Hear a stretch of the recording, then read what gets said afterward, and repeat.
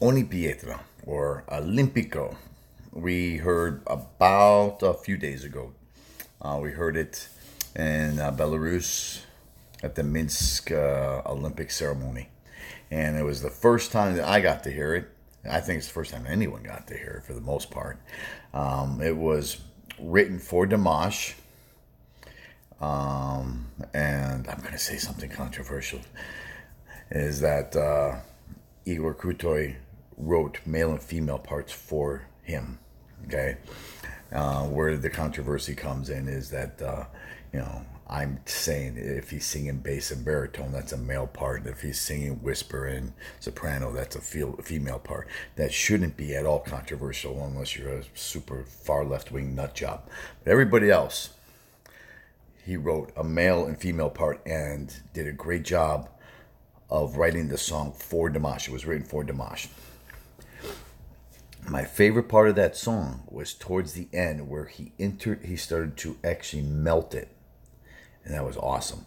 He started to sing the male part and then it went right into the female part. Okay. Or he went from the baritone into the tenor into the soprano. Okay. Or the alto soprano, just boom. Amazing. I want you to watch that. So I want you to watch that. I said before it was kind of like a warrior song. I see that he's kind of dressed in black here, so it kind of looks like a warrior. Yeah, it's Olympico. Warriors. Yeah. Man. So he sings this. I would have loved to have seen this performance live. I'm envious of all those people that went. So I know that you're going to listen to the whole song and be amazed. Okay, it has a very warrior, very rough type of sound. Dun, dun, dun. Yeah. It's just like almost like an Olympic march. Yeah, and you're going to listen to it and you're going to hear the transitions in this song. You're going to hear how in the male voice, in the I can't believe I have to even explain myself. In the baritone, like I'm a baritone. I know it's hard for you to believe. I have a baritone voice, which is a male voice. Okay. When he starts to rise up, you're going to be impressed even with that. So he's in a baritone bass and he rises up, right? And then he goes straight into a female voice. Okay. And then he does again, and again, then he melts it. I want you to watch that transition, okay? And I want you to be hopefully as amazed as I am, because that was the part of the song that I went, no, he did it. He did. Hey, did you see? Okay, it's one thing to have just an incredible range, like he does, you know. This song, I think, is 5 octaves plus. I think it's just ridiculous. It's one thing to have this incredible range, but you know what? Igor's sitting there going, let me see, how can we make Dimash? Let's just prove, without a doubt, he's the greatest singer on earth. Okay, we're gonna put in this ridiculous range here. We're gonna start in a baritone bass. We're gonna go all the way up into high soprano. There we go. And let's see, how can we make it so that it's ridiculous so no other human on this planet can sing this song? I got a great idea. Let's intertwine it and melt it. I'll challenge Dimash. Let's see if he can do this one. Hey, Dimash, sing this one. And he does. Like nothing. He's like, oh, that's beautiful. And then everyone's mind's going to be blown. And that's exactly what happens. Your mind is blown. It's just like, ready for your mind to be blown? Okay. I'm going to go like this. I'm going to point like this when I'm going to say, there it is. That's the part where he starts to melt all of the voices together. Okay. In the meantime, I want to enjoy the costumes, the lighting, and the stage and all that. And I'm going to listen and hopefully This is what I think it is, okay? Let's do this.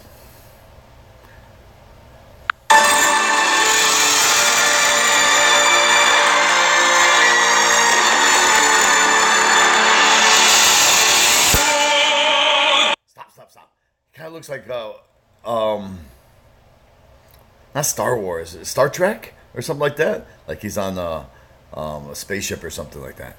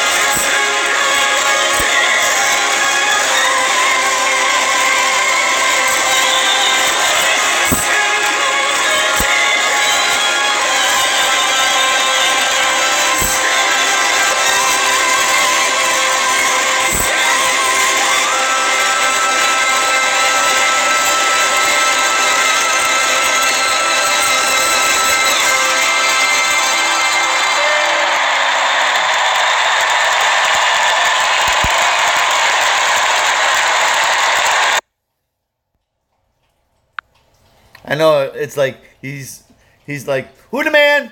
Who the man? Taking off his. Mm-hmm. Who the man? That's just the bomb. That's amazing. Okay. Did you hear the melting in that last part? Yeah. So he started with the bass. And he just kept going up. Bass. Okay. Baritone. Alto. Tenor. You know, all that stuff, right? Soprano. All that. He just went up the scale. Just melted it right into one of each other. It was just like, nah. It was amazing, and I hope you guys caught that, because that was my favorite part of the whole song, was the difficulty and how the hell anyone could actually do that. Just melt it right into one another. I wonder if I could find that. I don't like. Yeah. Trey used to do that, and I'm like, Trey, stop doing that. He'd be like, I just got back. Let me do that one more time. And then he'd do it again and again and again. And I'm like, Trey, stop it. So you can do it. You can go back and look at it. Okay. All right. If you went to this show, let me know. If you plan on going to the one in New York where he's going to be with Igor Krutoy, let me know. I hear that they're planning on his own concert, but there's nothing out yet. I'm looking like crazy almost every day, waiting for tickets to be sold for his own. All we have is the Igor Krutoy in the Barclays Center. I'm pretty sure he's going to end up doing his own also, but I'm like, where's the tickets? Or where's the venue? But he could sing 4 or 5 songs just of Igor Krutoy's that he's actually done. He's done this one, Ogni Pietra, all right, Mademoiselle, or Mr. Hyde, Mademoiselle Hyde. Then there was there's another song just called, I forgot another one. It kind of has an eerie feeling. I forgot the name of that one. It's like one word in English. I forgot the name of it. That was not one of my favorites. And then there's Love Is Like a Dream. I'm noticing that's starting to become people's favorite song, even though his his flagship song is always going to be SOS. But Love Is Like a Dream, I find myself actually liking that song too more. I will never stop loving the song SOS, but Love Is Like a Dream is the song that now I find myself going to listen to once in a while, just to be impressed again by Dimash. If I'm ever need that pick me up, that's the song. There's a few of these songs. Okay, so he could sing 4 songs, 5 songs that they wrote together, that they did together. We'll see. I know that most of the people that in America that will probably be attending will probably be attending for Dimash. His popularity is it's just starting, people. It's just starting. It's just starting. I mean, the door is just barely open. But when he, maybe a year or two, and once it starts, there's going to be a never endless, and then there's going to be these people. Have you heard of this Kazakh guy? His name is like Dimash or something. And it's going to be like 5 years from now. We're like, dude, you're really late. What do you mean? He's brand new. No, like, he's been around a while. Really? Yeah. I mean, there's people out there right now. You ask in America, hey, do you listen to Dimash? And they're like, who? Dimash Kudaibergen, the greatest singer on earth. What? Never heard of him. Okay, he was on that show, The World's Best. Didn't watch it. No one watched that stupid show. It was a stupid show. I'm so glad Dimash bowed out of that. Yeah, and it takes a certain intelligence to like Dimash. To be honest with you, it really does. I mean, if you're just a simple-minded person, that music's just gonna go way over your head. I'm not even talking people that don't like necessarily opera or classical music. There's still an appreciation, and those people will appreciate it and go, I'm not a big fan of that. I love rock and roll, or I love country, or I love bluegrass, or whatever they love. But I can recognize greatness when I see it. And those people will be turned on to Dimash. But there's a certain amount of people that the second they would have heard the song, they went, yeah, that's not my type of music, man. I don't, that just dumbs down, man. That's just like, they wouldn't even listen to the song. It's just like, really? Okay, so it's going to grow. It's going to grow. Right now it's growing mostly with the moms. Okay, I noticed, look at the crowd. There's a lot of 40, 50, 60, and 70-year-old women that are in there. And sure, I'm looking, I'm like, oh, there's a guy. Yay, 40-year-old guy. Woohoo, 50-year-old guy. Woohoo. It's like, I'm not the only one. Yeah. And I saw children. That's awesome. Okay, so it's growing. All right. And that's why he mixes his music, even like I think. Probably why he puts in some dance stuff and whatnot, so that he can grab all different generations of people. His genius is going to, it's a new genre, because it's not just classical, it's not just opera, it's not just pop, it's not just cultural music, casual cultural music, it's everything. Kind of just entwines it all. Timo, why are you licking my sandals? No, Bubba's. No, I don't want. Don't lick my sandals. Timo, hey, Tim.